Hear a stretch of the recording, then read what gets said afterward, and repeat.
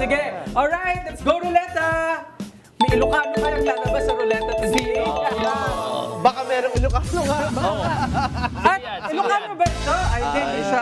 Hindi ko alam kung anong Ilocano. LTO Chief Marcos Lacanilaw.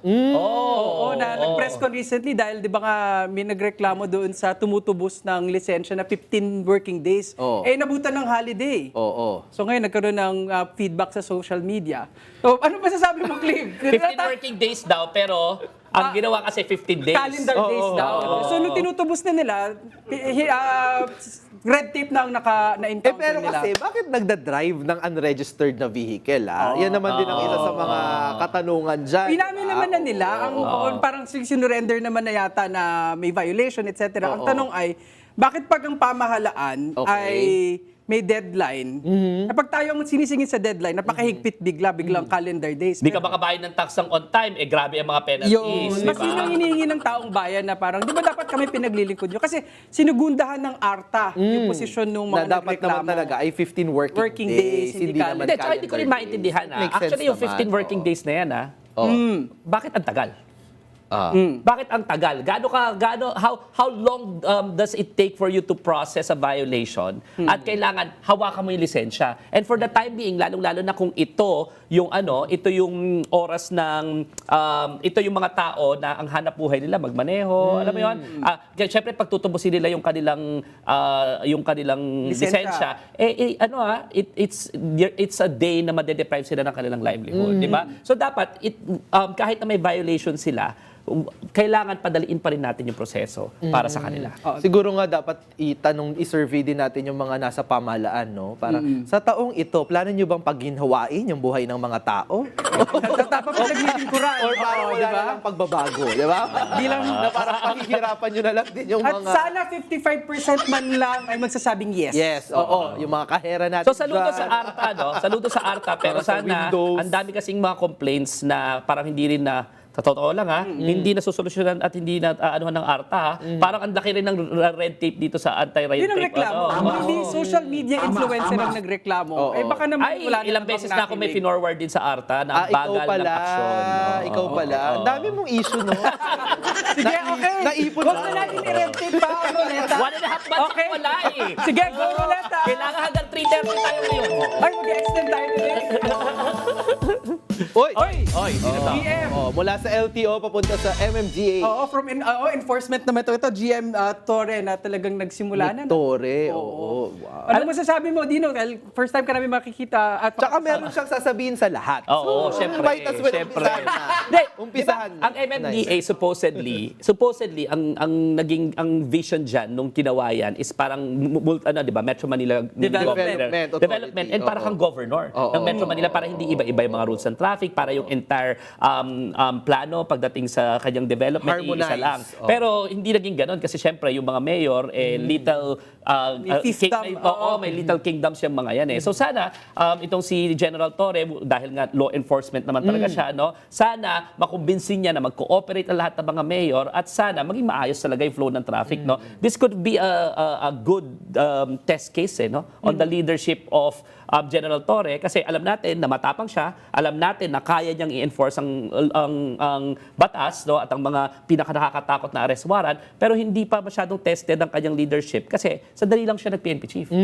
At least being really a good administrator no. So sana makita natin kung ano ang kayang gawin ni General Torre kung siya ay patatagalin sa pwesto, baka mamaya 2 buwan na lang naman yan, at 1 buwan. Sana naman pagbigyan nyo yung tao, no, na kung nilagay nyo siya dyan, ibig sabihin pinagkakatiwalaan nyo, ibig sabihin hayaan nyo siyang gawin yung kalang trabaho at bigyan mo naman ng oras. Hindi, magde-deploy ata siya ng mga traffic enforcers para ipatupad yung arrest warrant kay Bato.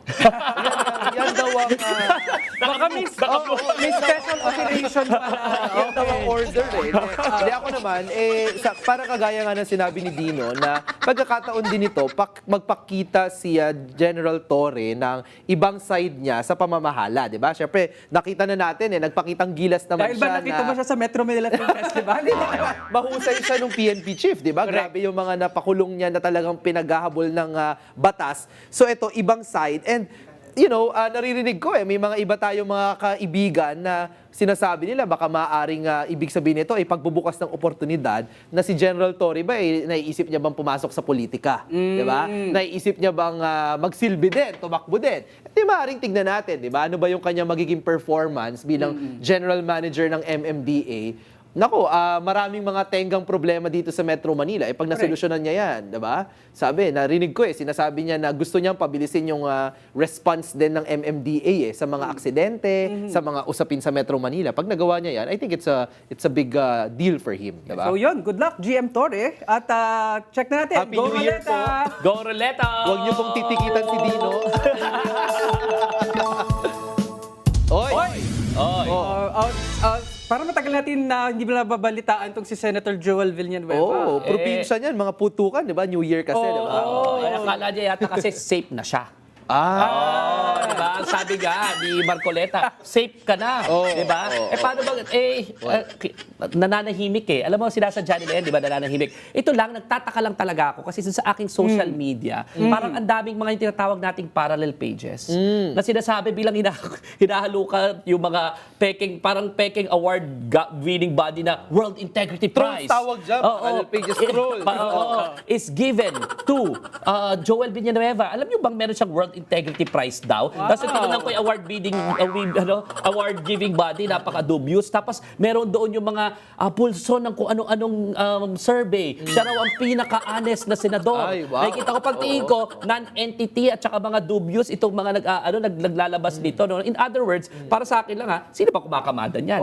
Sino ba kumakamada nung noise na yan at yung mga trolls na yan online? At bakit pa gusto niyong lokohin yung taong bayan na napakalinis, di ba? Meron na yung kaso dati nung sa Napolo scandal at ngayon meron na naman siya bagong kaso, Hindi, no? paano ka magugulat kung hindi pa nga natin nababawi yung mga kinita mula doon sa flood control, di may pambayad ng mga parallel pages at mga trolls para linisin ng isanitize Liit na bagay yun. pangalan, di ba? Ako bigyan ko din siya na award, malikot ang kamay not once but twice award. Diba?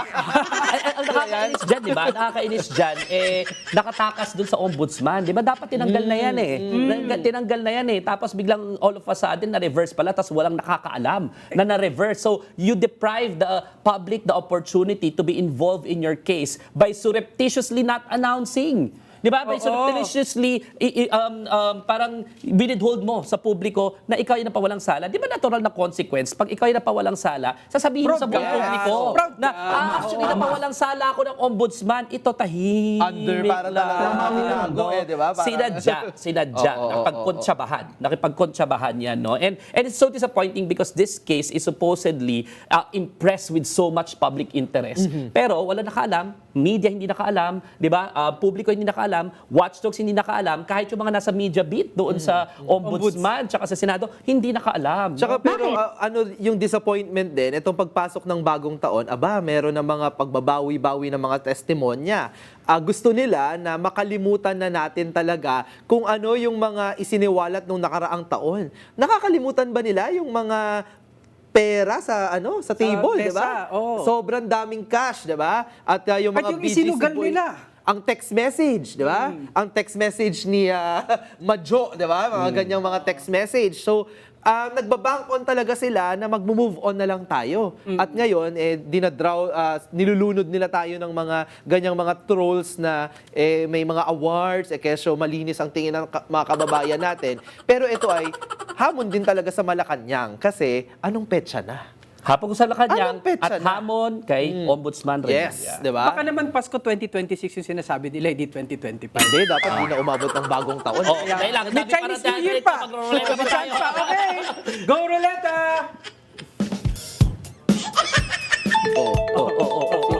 Kumatawa na Roleta natin mag-isa.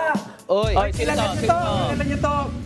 Retired Air Force Major General and convener ng UPI. Ano yung UPI? United People's Initiative. Ito yung mga nag-rally sa kasabayan ng INC rally sa EDSA Monument.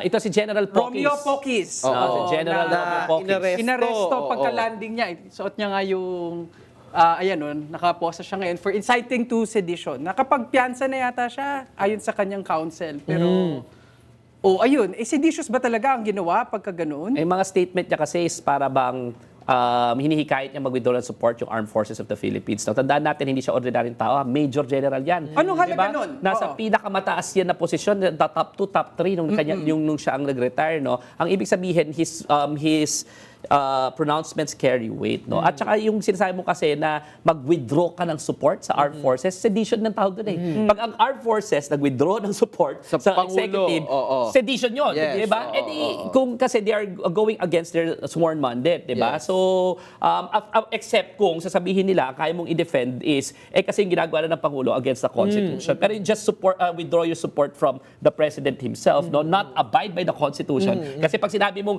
we will abide by the Constitution, and if it takes withdrawal of support, pwede pa siguro. Ito kasi withdraw lang kayo ng support. So, para sa akin palagay, no? Meron talagang argument na seditious ang kanyang mga ginawa.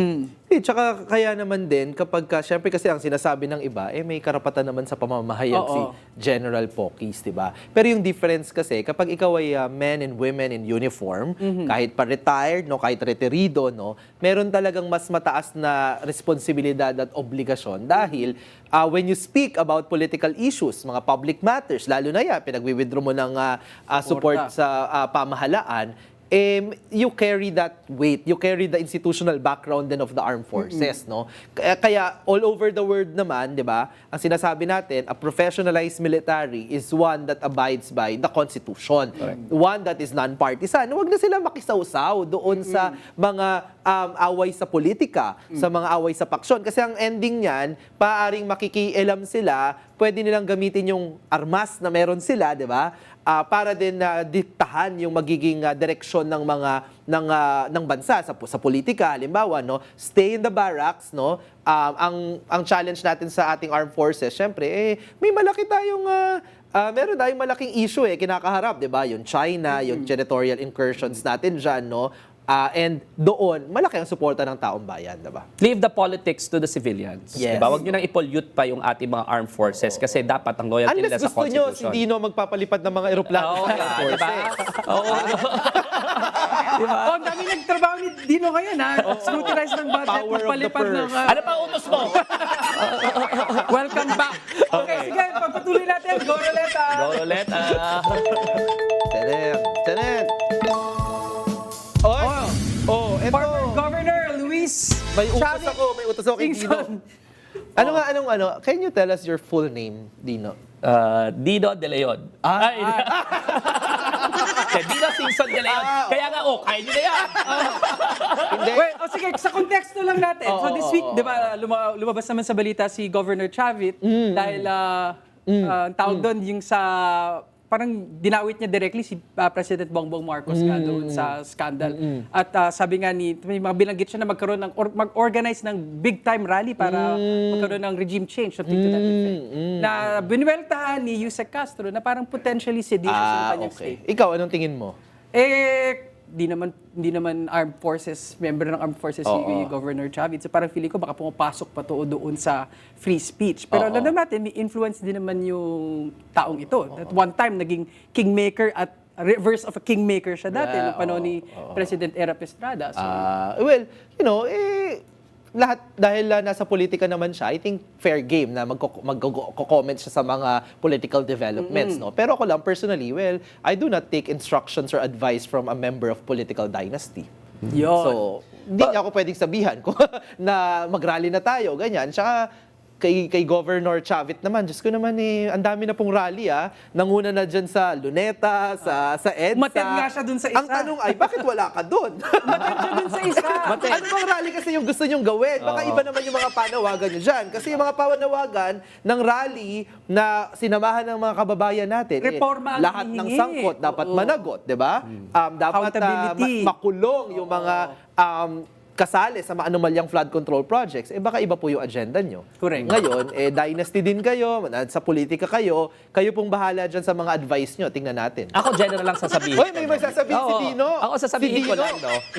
Pag may pananawagan ka, you have to have some sort of moral ascendancy para mag-respond yung mga tao. No? Whether may moral ascendancy ang mga personalities na ito, kayo na lang po ang mag-decide, no? Pero wag tayong manawagan as if meron tayong, we are in the, meron tayong moral ascendancy, meron tayong moral high horse to say these things. So, lalong-lalo na kung ikaw rin naman pala ang nag-endorse ng kampanya dito sa pinapatalsik mong Ayun, yun. Diba? diba? Sa tagal ni Tito Chavit sa politika, no, dapat naisip niya yun noon pa kung tama ba yung endorse niya. But he works so hard endorsing this government only to withdraw support or call for the ouster of the president nung mga panahon na dahil lang hindi raw siya napagbigyan, no? Para sa akin, di ba? Hindi naman, it's not the business of the president that you campaign for na pagbigyan ka sa mga oras na sa lahat ng mga gusto mo, no? That's not how politics should be in this country. Public interest kasi dapat diba? May Ilocano tuloy na lumabas sa ruleta. Okay, sige. Go ruleta! Kakabatang ni Dino, diba? Or nagkaroon tuloy ng isang Ilocano. Ayan Ilocano. na. Ilocano na kasalukuyan nasa Cebu. Or yesterday nasa Cebu, Senator Amy Marcos. Dito sa picture na to talagang balot siya dito Pwede siyang pumasok sa simbahan, 'di ba? Ang ganda ng pagkakagawa ng brooch. Pero nung nasa Cebu siya, Naka-sleeveless. Oo, Bawal pala pumasok. No? oo kasi Exempted na naman ba siya sa actually rules? nung Kapaskuhan, yung family ko nasa Cebu kami. Tsaka kami nagbakasyon, kasama ko yung buong pamilya. Yung akin din my mom, no, gusto niya din sanang pumasok sa loob ng simbahan. Kaso nga, hindi appropriate yung kanyang damit, sleeveless, hindi na tumuloy kasi nga bawal daw. So syempre dapat pag ganyan, mga simpleng pamantayan, that's sinusunod. Lalo na kung ikaw ay senadora, 'di ba? So ikaw ay tagagawa ng batas, inaasahan talaga 'yan sa iyo. Baka hindi niya na naman nakakuha yung memo na bawal yung sleeveless kasi hindi niya nga alam dati na DPWH ay ibang araw pa sa BICAM. Baka di niya rin alam. Diba kaya yan, lagi naman niya may mema, no, tong si Amy Marcos. Yung mema niya recently is, may utos daw sa kanila na wag daw questionin yung mga matataas na tao at i-name yung matataas na tao, no? Sa flood control sa ba flood ito? control, kaya hindi yung mga yung mga investigasyon, hindi raw sila makatanong. Una, sino mag-uutos sa'yo? Kapwa kayo senador. Pangalawa, bakit ka makikinig? 'Di ba? Pangatlo, bakit mo ayaw pangalanan kung sino yung mga nag-uutos sa'yo? Kasi nagmumukha ka chismosa. 'Di ba? Nagmumukha ka kung ano na naman pinagsasabi mo, pero wala ka namang substantiation at hindi mo naman kayang pangalanan. So tama na yung chismis kasi hindi ka naman talk show host. Okay. Senador ka. So kung meron kang gustong sabihin, you substantiate it properly, no? Nakakapagod na yung pagiging chismis mo, chismosa, at saka yung pagiging para bang sabi ni isang congressman, 'di ba? Umiikot na masyado ang buong mundo mo kay Inday Sara at saka sa mga Duterte. Enough for you na parang trinidor mo yung mga Ilocano at saka yung buong pamilya mo, no? Pag-isipan siguro mabuti ni Amy Marcos kung saan papunta ang kanyang politics. So May advice, 'di ba? O ano na din siya, political advisor na din siya. Pangatlong trabaho ni Atty. Dino. Ang nagpaya sa mga mosang ngayong hapon. Okay. Sige, go ruleta! Sino naman to? Oy! Wait, senador ulit dalawang senador. Isang Okay, former wow. at isang absent senator. Grabe, no? Hindi pa din nagpapakita si Senator Senator Bato de la Bato. Rosa. Sino ba itong dalawang diba? senador? Bato de la Rosa at And Antonio Trillanes. tandem. Ito yata ang pinakamagandang tandem na nakita ko. Ito daw Isa ang bagong matapang heated sa rivalry. tapang-tapangan. Uy, wag mo naman ginagaya yan. Baka umiyak yan.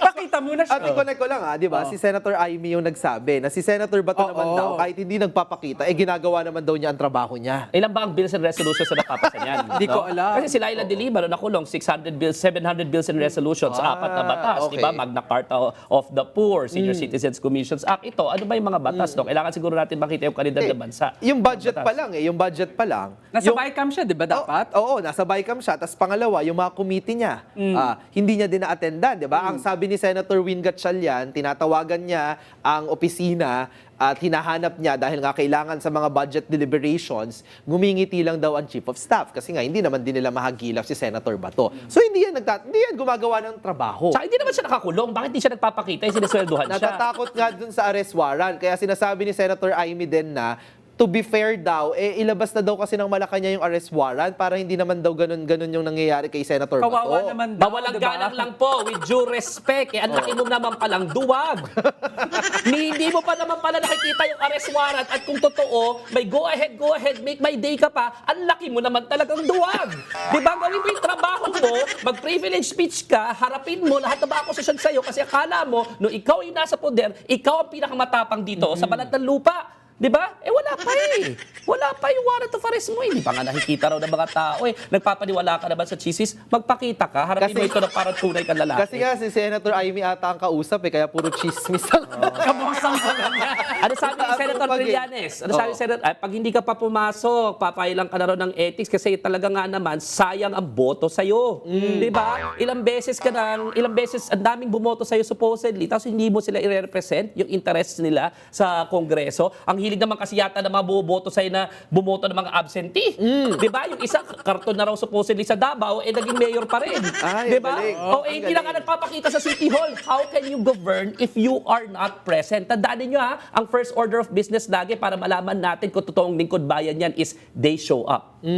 Nagpapakita ba yung mga yan? Hindi, no? So tama lang na matanggal yan kung sakasakali, kung hindi pa yan magpapakita. Makita na po kayo, Senator Bato, hinahanap po kayo ni Attorney Dino. Okay? Okay, so go Roleta! O ito nagpakita recently after some time na may aligasyon na pawala na siya. Oo, di ba kasi na-hospital daw si Ombudsman? Grabe ka, Arlo! Hindi kasi, Sino ba itong Ombudsman is Boying Rimulya. Si Ombudsman Boying Rimulya. Ako personally, masaya ako na lumabas na siya sa press conference. Kasi parang inoperate siya ng disinformation na hospital di umano. Hindi, yun nga gusto kong sabihin na ang nakakatawa dito ay pag nakita mo kasi yung mga pages na nagkakalat ng balita nung panahon to ng bakasyon, di ba? Pasko, New Year, ganyan, na kesyo daw na ospital na, kesyo nawala na daw si Ombudsman Boying, no? Talagang takot na takot sila kay Boying, no? Yung mga DDS, no? Para kontrahan yung ganong klaseng operasyon. Talagang may question ka din na bakit kaya talagang hinig na hinig sila kay Ombudsman Boying? Kasi nga, alam nila na itong taon na to, taon na magpapatuloy yung paghahabol doon sa kanilang mga pananagutan, diba? Lalo na yan na sabi naman ni Ombudsman Boying, yung kay Ramil Madriaga, diba? Yung testimonya, yung affidavit laban kay VP Sara Duterte, sabi niya maaaring imbestigahan, diba? Yung sa impeachment, maaari ding Ombudsman initiated yung impeachment case laban kay VP Sara, diba? So talagang wish lang nila. Wish lang nila, pero hindi nagkatotoo. Nagpakita na recently. Ako lang kay Ombudsman Boying Rimulya, we are happy that you're back. Kasi ang daming natatakot sa iyo. Meron lang po ako isang challenge, ha? Meron lang po ako isang challenge. Kayo po ang unang nagbulgar na supposedly i-enforce ninyo yung pagpapatanggal kay Joel Villanueva. Tapos kayo rin nakadiscover na hindi nyo alam na na-reverse pala po yan, no? Meron po kayong second chance. Sana po makasuhan nyo yung maayos dito relating sa flood control. Gandahan nyo po, gandahan nyo po yung kaso na hindi po tayo madidismissan at mamimake sure po natin na finally makulong nang dapat makulong. Yan po ang utos sa inyo ni Dino. Pakiayo. Kaya kitang utusan ka doon, bakit? Lingkod bayan Tama, eh. oo. Taxpayer kami at ang utos ko sa'yo, trabaho mo naman. Tsaka gustong-gusto ko nga yung pangalan ng ombudsman sa Tagalog, eh. Di ba? Tanod Bayan. Tanod yan, bayan, no? di ba? Tanod bayan. So, wag niyo pong mapasabain. Hindi katulad ni Executive Secretary Ralph Reto, wag niyo ko utusan. Iba pala. Wala siya sa ruleta. Wala siya sa ruleta. Go ruleta, baka siya next. Natin na lang. Sino naman ang next? Si... Oy! Hoy, VP Sara. speaking of, Talaga namang, ano ba? Hindi, ako naman, dahil bagong taon, nagche-check ako ng mga predictions, mga forecasts Horoscope for at the zodiac year, ba diba? yan? Oo, nalaman ko na dahil Year of the Horse, although hindi pa naman Chinese New Year, Year of the Horse din pala si VP Sara. Ibig sabihin ba, swerte siya ngayon? Hindi Ngayong nga taon na ganun to. Alam mo, ang traditional wisdom nga is that kapag kataon mo, meron ka din mga kakaharapin na mga pagsubok. Diba? Kala ko swerte kasi siya yung nabulot sa ruleta. Hindi, tsaka kung tatakbo siya sa 2028, dapat next time pa siya maging swerte. Mauubos na ata yung swerte niya ngayong May taon. narinig ako kanina, sabi swertehin na raw sana siya ngayon para hindi siya swerte sa 2028. Sino nagsabi nun? Di ba? Pero Dito sa asan na yun? Asan na yun? ano ba meron sa 2028? Ano na swertehin? Oo. Hindi, tandaan natin Hindi, na to si VP Inday Sara, ha? napigilan niya temporarily yung supposedly impeachment sa kanya. Na mag-anniversary Na na. mag-anniversary na at pagdating sa February 6, pwede na ulit mag-file ng impeachment. At Yes. makakasiguro tayo na meron ng impeachment. Anong pinagkaiba ngayon? No? Balikan natin yung desisyon ng Korte Suprema. Ang sabi ng Korte Suprema, biglang na naging retroactive itong ano na to, Yung bagong procedure eh. procedure, Oo. tapos biglang retroactive na dapat daw itong ginawa pero wala naman ito doon sa rules. Tsaka syempre, dapat yung house ang may sariling rules, di ba? Dapat siya respetuhin niya ng co-equal branch. So, ako talaga disagree ako sa desisyon ng Korte Suprema na yan with due respect. Pero, yan di ba? Final arbiter ang Korte Suprema eh. So, let's assume na yung nilagay ng Korte Suprema na bagong rules ay susundin. Ano na mangyayari din sa impeachment na to? Ni-require ng Korte Suprema na dapat daw may hearings muna. Parang may mini trial di ba? Parang Oo. ganun no? Sa House of Representatives, di ba? Ibig sabihin, baka nga napaganda pa raw. Kasi at least yung nag-initiate overwhelmingly noong impeachment are the same body, the same people who signed it, no? Ang magkakandak Papatakbo muna ng ng hearing. mini-hearing. Oo. At ito ay magiging open sa publiko, di ba? So, ibig sabihin, sana mailabas na talaga yung mga ebidensya. Alalahanin natin ano yung mga paratang sa kanya, yung pagwawala niya at sinabi kinontrata niya yung assassin. Assassin. Di ba? Para patayin ang Pangulo, ang pangalawang Pangulo, First family. di ba? Ang Senate, ang House Speaker, di ba? So, ano yung ebidensya dyan? Yung sinabi niya mismo. And according to the rules of evidence, yan ang malaking ebidensya. Yung nilaro raw nila yung procurement ng laptop sa DepEd, sa diba? Department of Education. At in the midst of educational crisis, na hirap na tayo, grabe yung lagay ng... Pinagkakitaan pa nila yung mga laptop. Correct. Oo, okay. tsaka na dapat ibibigay sa mga kabataan. Pangatlo, yung supposedly 2 billion pesos na gumalaw na pera nila ni Rodrigo Duterte sa bangko, no, na hindi ma-explain. At ang sinasabi pa nga sa paratang, according daw doon sa dating Deputy Ombudsman tsaka sa mga nakuhang papeles nila Trillanes, nanggaling pa raw sa drug lord yung mga perang umiikot doon. Kasi may mga cheque na galing sa drug lord. Sabi nga din, di ba, sa affidavit naman ni Ramil Madriaga, na dati niyang supporter, di ba?